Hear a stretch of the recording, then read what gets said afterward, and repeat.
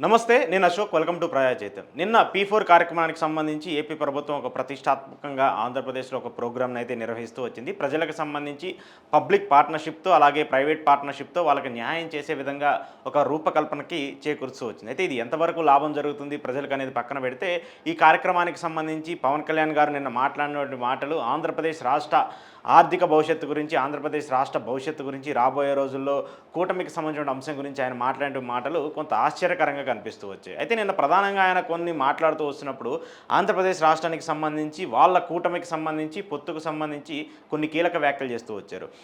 ఇలా పొత్తు పెట్టుకోవడం బట్టే ఆంధ్రప్రదేశ్ రాష్ట్రం అభివృద్ధి చెందుతుంది. ఒకవేళ మేము పొత్తు పెట్టుకోలేకపోయి ఉంటే ఈరోజు ఆంధ్రప్రదేశ్ రాష్ట్రం అధోగతి పాలయ్యేది. గత ప్రభుత్వం చేసినటువంటి పనులకు, గత ప్రభుత్వం చేసినటువంటి అప్పులకు ఇప్పుడున్నటువంటి పరిస్థితులు చూసుకుంటే ఎలా ఉండేదో ఆలోచిస్తుంటేనే భయం వేస్తుందనే విధంగా పవన్ కళ్యాణ్ గారు మాట్లాడుతూ వచ్చారు. అయితే ఆయన మాట్లాడింది ఒకంత పక్కన పెడితే, నిజంగా ఆయనకి వీటి మీద అవగాహన ఉందా లేదా అనేది ఇప్పుడు పెద్ద ఎత్తున కన్ఫ్యూజన్గా కనిపిస్తుంది. ఎందుకు కన్ఫ్యూజన్గా కనిపిస్తుందంటే, పవన్ కళ్యాణ్ గారు ఏదన్నా ఒక విషయం మీద మాట్లాడినా కూడా దానికి ఆలోచించకంటే కూడా ఆయనకి ఏం మాట్లాడాలనుకుంటున్నారో అది మాట్లాడేస్తున్నారు. అది వాస్తవం ఏంటి, అవాస్తవం ఏంటి అనేది కూడా ఆయనకు అర్థం కాకుండా ఉంది. నిన్న పవన్ కళ్యాణ్ గారు ఈ అంశానికి సంబంధించి, పొత్తుకు సంబంధించి టీడీపీ, జనసేన, బీజేపీ పొత్తుకు సంబంధించి కావచ్చు, అలాగే రాష్ట్ర అభివృద్ధికి సంబంధించి కొన్ని కీలక వ్యాఖ్యలు చేస్తూ వచ్చారు. ప్రభుత్వానికి సంబంధించి ఏదైతే ఉంటాయో దానికి సంబంధించి కూడా కొన్ని కీలక వ్యాఖ్యలు చేస్తూ వచ్చారు. అయితే ఇప్పుడు ఈ అంశానికి సంబంధించి పవన్ కళ్యాణ్ గారు కొన్ని కీలక వ్యాఖ్యలు చేశారు. ఆయన ఏం చేశారో ఒకసారి విందాం. ఒక నాయకుల దగ్గర ఉన్నప్పుడు అది ఓట్లు చీలకుండా అది ఇస్తే అది ప్రజలకి బలం అవుతుంది. 2014 నుంచి నేను అదే పని చేశాను. 2024 కూడా ఎందుకు ఇంత బలంగా ఉన్నానంటే, ఆయనే గనక ఈ రోజున అధికారంలో గనక ముఖ్యమంత్రిగా లేకపోయి ఉంటే ఈ రోజున P4 పాలసీ, జీరో పావర్టీ బయటకు వచ్చేది కాదు. ఈ రోజున అప్పుల్లో కూరుకుపోతున్న రాష్ట్రాన్ని దిశానిర్దేశం చేసి దాన్ని బయట వేయగలిగే సత్తా ఉన్న శక్తి సరిపోయేది ఇంకెవరికీ కాదు. అందుకని మనస్ఫూర్తిగా కూటమికి, ఎన్డీఏ కూటమి నాయకులుగా, తెలుగుదేశం జాతీయ పార్టీ అధ్యక్షులుగా సమర్థవంతంగా కష్టాల్లో ఉన్న రాష్ట్రాన్ని మా అందరికీ మార్గదర్శకత్వం వహిస్తూ ముందుని నడిపిస్తున్న గౌరవనీయులు శ్రీ ముఖ్యమంత్రి శ్రీ నారా చంద్రబాబు నాయుడు గారికి ప్రత్యేకంగా, అప్పుల్లో ఉన్నటువంటి రాష్ట్రాన్ని చంద్రబాబు నాయుడు గారు కాకుండా ఇంకెవరన్నా అయితే ఈ రాష్ట్రాన్ని బాగుపరిచే వాళ్ళు కాదు అంటూ కూడా పవన్ కళ్యాణ్ గారు ప్రధానంగా మాట్లాడుతూ వచ్చింది. ఏంటి అప్పుల్లో ఉన్నటువంటి రాష్ట్రం? అసలు పవన్ కళ్యాణ్ గారికి ఆంధ్రప్రదేశ్ అప్పులు ఎంత ఉన్నాయో తెలుసా?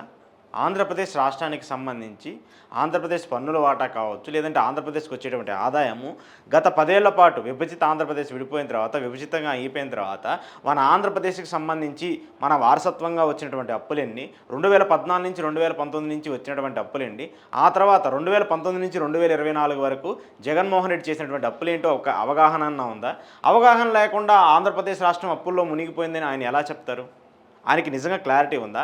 ఆంధ్రప్రదేశ్ కంటే, ఐఎమ్ రిపీటింగ్, మొన్న పార్లమెంట్ ఇచ్చినటువంటి నివేదిక ప్రకారం, పార్లమెంట్లో ఒక ఎంపీ అడిగినటువంటి ప్రశ్నకు కేంద్ర ఆర్థిక సహాయ మంత్రి ఇచ్చినటువంటి నివేదిక ఏంటంటే, ఇప్పటి వరకు దేశంలోని ఏ రాష్ట్రం కూడా 10 లక్షల కోట్ల రూపాయల అప్పు చేయలేదంటూ కూడా కేంద్ర ప్రభుత్వం ఒక నివేదిక ఇచ్చింది. గతంలో మనం చూస్తూ వచ్చాము, ఎన్నికలకు సంబంధించి టీడీపీ కావచ్చు, జనసేన కావచ్చు, ఆంధ్రప్రదేశ్ రాష్ట్రం దివాలా తీసింది, ఆంధ్రప్రదేశ్ రాష్ట్రం అప్పుల్లో మునిగిపోయింది, ఆంధ్రప్రదేశ్ రాష్ట్రము పాతాళానికి తొక్కిపోయిందని ఏదైతే విమర్శించినటువంటి పవన్ కళ్యాణ్ గారు, చంద్రబాబు నాయుడు గారు మాట్లాడారో అవన్నీ కూడా అబద్ధము. నేను ఇదే కాదు, నేను ఇంకోటి కూడా మీకు చూపించబోతున్నాను.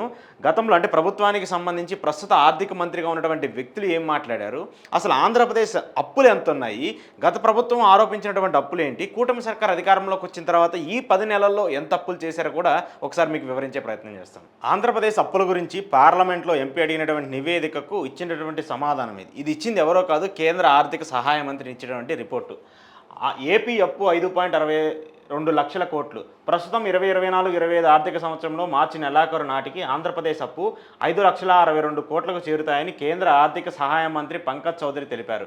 రాష్ట్ర స్థూల దేశీయ ఉత్పత్తి అప్పులు 34.70% ఉంటాయని చెప్పారు. అంతకుముందు ఆర్థిక సంవత్సరం అంటే 2023-2024లో జీఎస్డీపీలో అప్పులు 34.58% అని వెల్లడించారు. సోమవారం లోక్సభలో ఎంపీ మనీష్ తివారీ అడిగిన ప్రశ్నకు దేశంలోని రాష్ట్రాల అప్పుల వివరాలను పంకజ్ చౌదరి వెల్లడించారు. రాష్ట్రాల నికర రుణ పరిమితిని ప్రతి ఆర్థిక సంవత్సరం ప్రారంభంలో కేంద్ర ప్రభుత్వం నిర్ణయిస్తుందని తెలిపారు. అన్ని రాష్ట్రాల ఆర్థిక బడ్జెట్ నిర్వహణ చట్టాలని అమలు చేస్తాయని చెప్పారు.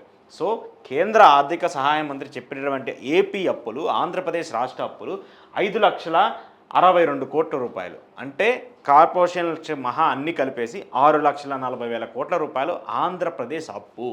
ఈ 10 ఏళ్లలో ఆంధ్రప్రదేశ్ రాష్ట్ర అప్పు 6,40,000 కోట్ల రూపాయలు. నేను మీకు కోట్ చేస్తున్నాను. 6 లక్షల కంటే ఎక్కువ అప్పు ఉన్నటువంటి రాష్ట్రాలు ఆంధ్రప్రదేశ్ మినహాయిస్తే మిగతా ఎన్ని రాష్ట్రాలు ఉన్నాయో తెలుసా? దాదాపు దేశంలో ఉన్నటువంటి రాష్ట్రాల్లో 10కి పైగా రాష్ట్రాలు 5 లక్షల కంటే ఎక్కువ కోట్ల రూపాయలు అప్పు చేసుకుంటూ వచ్చాయి. వెస్ట్ బెంగాల్ కావచ్చు, తమిళనాడు కావచ్చు, కర్ణాటక కావచ్చు, అలాగే మహారాష్ట్ర కావచ్చు, గుజరాత్ కావచ్చు, ఉత్తరప్రదేశ్ కావచ్చు, ఇలా అన్ని రాష్ట్రాలు కూడా అప్పుల పరంగా ఆంధ్రప్రదేశ్ కంటే ఎక్కువ స్టేజ్లో ఉన్నాయి. మరి ఈ రాష్ట్రాలన్నీ దివాలా తీసినాయా? ఈ రాష్ట్రాలన్నీ శ్రీలంకగా మారినాయా? ఈ రాష్ట్రాలన్నీ అప్పుల ఊబిలో కూరుకుపోయినాయా? మరి ఏ రాష్ట్రానికి జరగంది ఎందుకు ఆంధ్రప్రదేశ్కి మాత్రమే జరుగుతుంది? ఆంధ్రప్రదేశ్ రాష్ట్రం అంటే ఉమ్మడి ఆంధ్రప్రదేశ్ రాష్ట్రం విడిపోయినప్పుడు తెలంగాణ రాష్ట్రం మిగులు ఆదాయంతో ఉంది. తెలంగాణ రాష్ట్రం ఆదాయం ఎక్కువగా ఉంది. అప్పుడు తెలంగాణకి ఇప్పుడు తెలంగాణ కంపేర్ చేస్తే ఇప్పుడు తెలంగాణలో దాదాపు అక్కడ తెలంగాణ అప్పు 3.5 లక్షల కోట్లకు పైగా మాట. 3.5 లక్షల కోట్ల పైన ఇక్కడ తెలంగాణలో అప్పు జరుగుతూ వచ్చింది. మరి తెలంగాణకి ఆంధ్రప్రదేశ్ కంపేర్ చేసుకున్నప్పుడు కూడా ఆంధ్రప్రదేశ్ చూస్తే మన పరిస్థితి ఎలా ఉండనేది కూడా ఇక్కడ కేంద్రం ఇచ్చినటువంటి బడ్జెట్లోనే అర్థమైపోతుంది. మరి ఇప్పుడు ఆంధ్రప్రదేశ్ ఎక్కడ దివాలా తీసింది? పవన్ కళ్యాణ్ గారు అది ఎలా మాట్లాడుతూ ఉంటారు? అయితే నేను ఇంకోటి కూడా మీకు చెప్పదలుచుకున్నాను.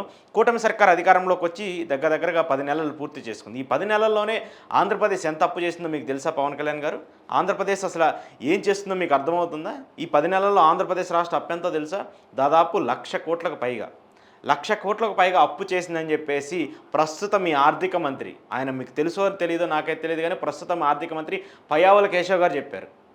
ఆంధ్రప్రదేశ్ కొత్త అప్పు పుట్టట్లేదని చెప్పేసి కేంద్ర ప్రభుత్వం చుట్టూ తిరుగుతున్నారు. చూడండి అది కూడా ఒకసారి. ఆంధ్రప్రదేశ్ రాష్ట్ర అప్పుకు సంబంధించి కొత్తగా మళ్ళీ అప్పు కావాలని చెప్పేసి పయ్యావుల కేశవ్ గారు ఇటీవల ఢిల్లీ వెళ్ళి అక్కడ తిరుగుతూ వచ్చారు. అది కూడా చూద్దాం.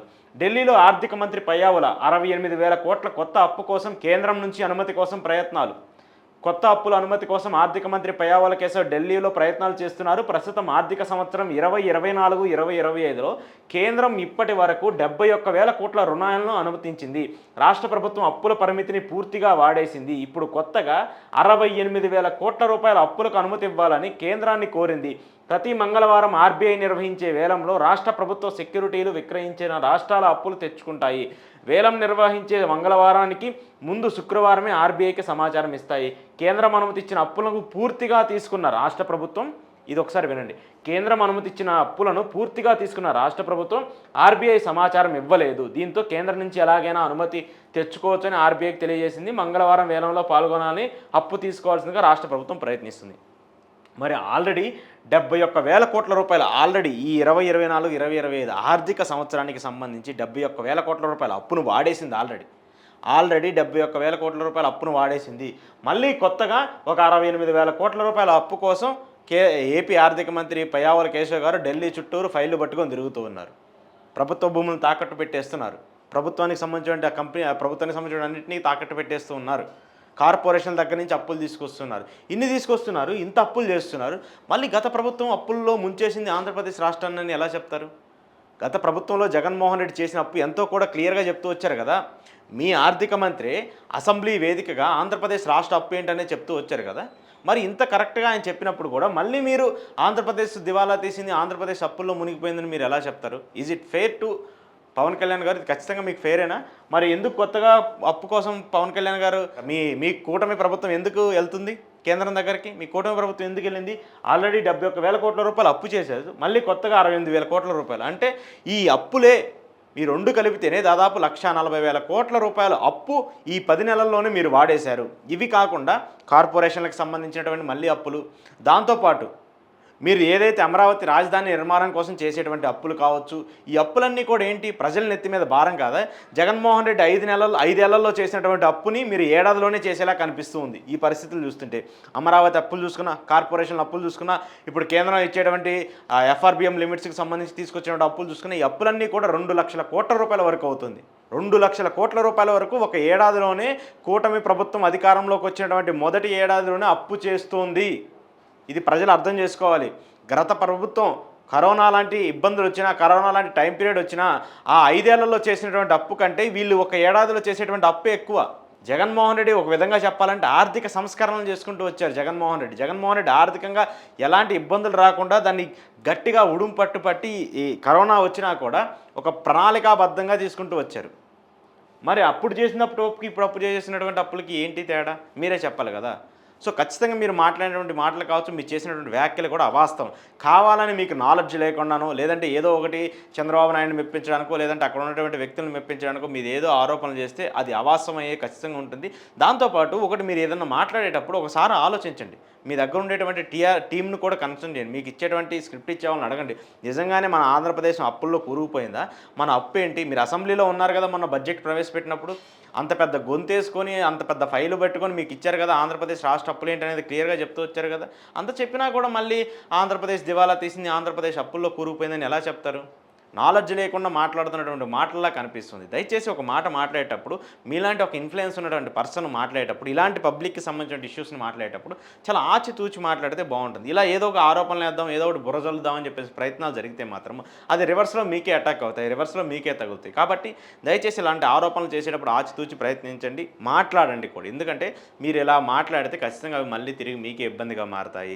మీరు ఏదైతే గతంలో చేసినటువంటి విమర్శలన్నీ కూడా రాజకీయం కోసం అని చెప్పేసి అర్థమైపోయింది. కానీ ఇప్పుడు చేసేటువంటి విమర్శలు కొంచెం ఆచితూచి మాట్లాడితే మీకు ఎలాంటి ఇబ్బందులు రాకుండా ఉంటాయి. లేదంటే ఇలానే మాట్లాడుతూ ఉంటారనుకోండి, రాబోయే రోజుల్లో వాళ్ళు కూడా మీకు చూపిస్తారు. ఇదిగోండి పవన్ కళ్యాణ్ ఇలా మాట్లాడారు, మన రాష్ట్ర భవిష్యత్తు ఇలా ఉందని చెప్పేసి వాళ్ళే చూపిస్తారు. సో కాబట్టి పవన్ కళ్యాణ్ గారు చేసినటువంటి వ్యాఖ్యలు ఏవైతే ఉన్నాయో అవన్నీ కూడా అబద్ధము. ఆయన ఏదో చంద్రబాబు నాయుడుని ఇంప్రెస్ చేయడానికో, లేదంటే అక్కడ ఉన్నటువంటి ఎమ్మెల్యేలో, లేదంటే జగన్మోహన్ రెడ్డిని తిట్టాలి కాబట్టి ఏదో ఒక టాపిక్ను మనం లాగాలని చెప్పేసి ఈ అప్పుల వ్యవహారం తీసుకొచ్చి మాట్లాడే తప్పితే వాస్తవానికి ఆంధ్రప్రదేశ్లో జరిగింది ఇది. ఆంధ్రప్రదేశ్ రాష్ట్ర అప్పులు ఇవి. కూటమి ప్రభుత్వం చెప్పేటువంటి మాటలు నిజం కాదు. కేంద్ర ప్రభుత్వమే చెప్పింది కదా డైరెక్ట్‌గా, వీళ్ళు భాగస్వామ్యంగా ఉన్నటువంటి కేంద్ర ప్రభుత్వమే చెప్తూ వచ్చింది కదా ఆంధ్రప్రదేశ్ రాష్ట్ర అప్పులు ఇంతేనని. మరి సాక్షాత్తు కేంద్ర ప్రభుత్వము ఎఫ్ఆర్‌బిఎం లిమిట్స్, ఆర్‌బీఐ చెప్పినటువంటి లెక్కలనే వీళ్ళు కాదని చెప్పేసి తప్పుడు లెక్కలు చెప్తే మరి ఇంకా రాష్ట్రం ఎటు సైడ్‌కి వెళ్తుందో, రాజకీయం కోసం ఎలాంటి మాటలు మాట్లాడుతున్నారనేది కూడా మనం అర్థం చేసుకోవచ్చు.